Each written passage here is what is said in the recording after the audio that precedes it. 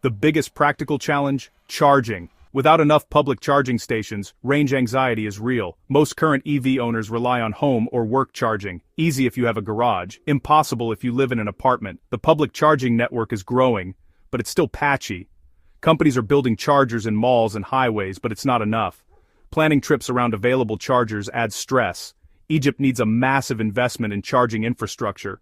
Fast chargers everywhere, from city, streets to supermarkets. The government and private sector must work together to build this network. Until then, EVs are mostly for those with the right living situation. The hunt for juice is real, and it's a race Egypt needs to win.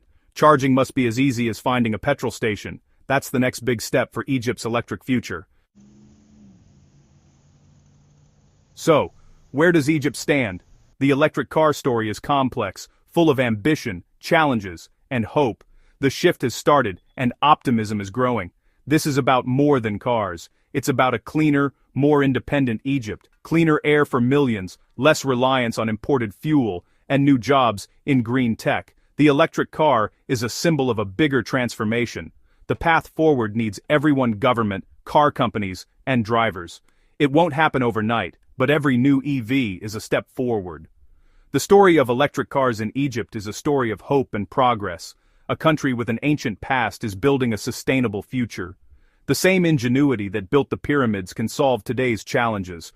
The road ahead is long, but the destination is clear: a greener, electric Egypt. The electric dream is alive on the banks of the Nile. The future is bright, and it's humming with possibility. Egypt's electric journey has only just begun.